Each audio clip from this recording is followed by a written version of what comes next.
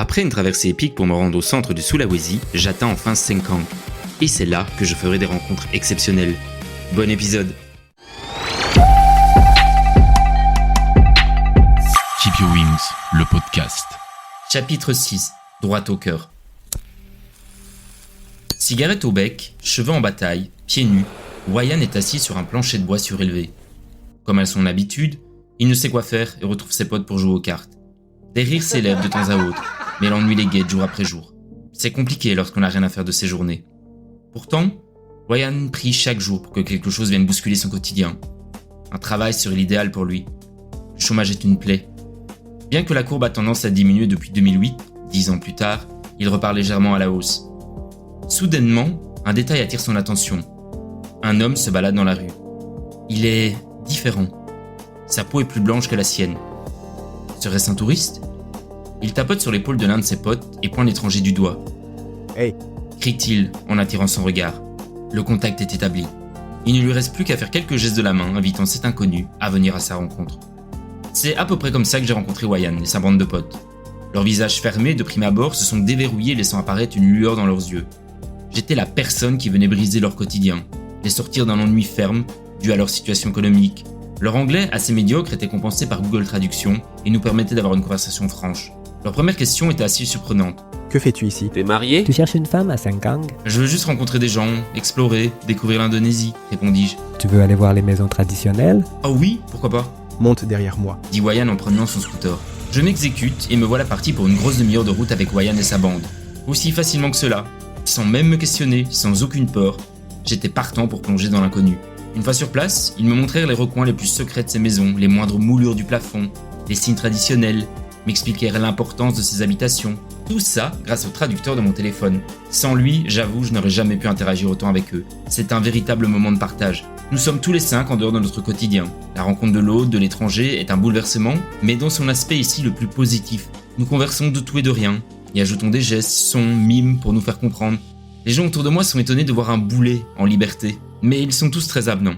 Je suis surpris de voir plusieurs personnes venir spontanément près de mes potes en me pointant du doigt. Wayan me met alors au parfum. « Ils veulent prendre une photo avec toi. » Je souris et m'exécute sans rechigner. C'est un peu bizarre d'être la raison d'un cliché, mais je ne perçois plus ça comme quelque chose de mal depuis Taïwan. Et ma journée continuera d'être remplie de surprises du même acabit. Nous reprenons la route avec mes nouveaux potes, et ils me proposent d'aller voir un village un peu plus reculé. J'imagine déjà un peuple sauvage vivant dans la jungle, mais bon, il n'en est rien. Certains clichés me poursuivent encore malgré plusieurs mois de voyage consécutifs. Il s'agit simplement de gens qui résident en dehors des centres-villes, qui ne viennent pas souvent se mêler à la foule. Nous dévalons sur une route des plus cabossées. Je ne cesse de rebondir avec fracas sur le siège de la moto, mon dos est en compote et mes articulations prennent cher. Je prie pour que l'on s'arrête le plus vite possible. Mes prières sont enfin exaucées quelques minutes plus tard. Nous stoppons les bécanes dans une rue assez poussiéreuse composée de gravier et de grosses pierres. Une femme qui était assise dehors sur un balcon en bois commence à nous alpaguer. Elle me fait de grands signes et entame un dialogue en bahasa indonésien avec mes potes. « Elle veut t'inviter chez elle pour prendre le café ou le thé. » m'explique Wayan. Oh, excellent! Oh, c'est vraiment gentil de sa part. Nous rentrons tous les 5 dans la maison sous les yeux ébahis des 3 gosses qui étaient présents. Shafira est maîtresse de maison et y vit avec sa mère et ses 3 enfants. Son visage respire la bonté, son sourire irradie la pièce. Elle me fait asseoir par terre et demande à mes nouveaux amis de faire de même. Sa maison est également en bois et sur pilotis, avec une pièce centrale dans laquelle nous avons tous pris place. Shafira et sa mère nous ramènent des tasses, des biscuits, des bonbons et autres douceurs sucrées indonésiennes. Nous entamons un jeu de ping-pong entre Google Traduction, mes potes et mes hôtes. Une session d'échange, de partage sur nos modes de vie, la raison de ma venue au Sulawesi, mes impressions sur l'Indonésie, ce que je faisais avant, la disparition de l'entraide dans la société actuelle, et je dois bien le reconnaître, l'accueil indonésien était sincèrement chaleureux.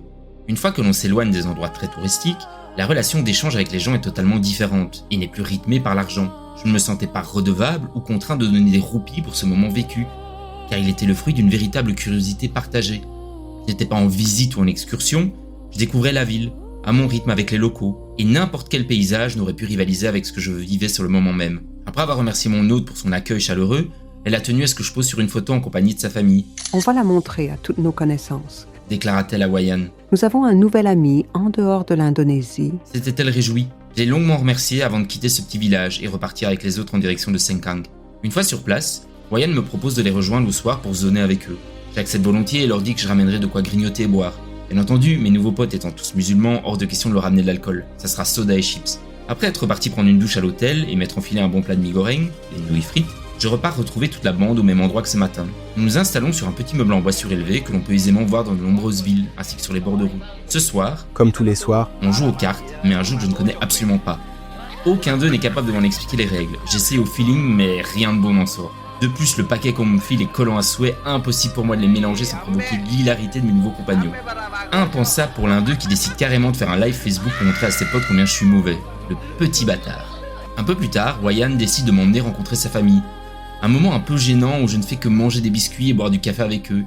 Ils m'observent et semblent contents que je traîne avec leurs fils, neveux, cousins. Ils tentent également de m'offrir des cigarettes, mais je refuse poliment. Nous sommes restés une bonne vingtaine de minutes avant de repartir rejoindre les autres. Cependant, il est presque minuit déjà et la soirée touche à sa fin. t'as envie d'aller aux sources d'eau chaude demain? Me demande Wayan. Oh ouais, faisons ça. Rendez-vous demain à 10h. Ça marche. Cette journée n'avait aucun but concret, aucun objectif, et s'est révélée pleine de surprises, rebondissements. Le cœur léger et le sourire aux lèvres, je me suis endormi, réalisant la chance d'avoir fait une fois de plus des rencontres si symboliques.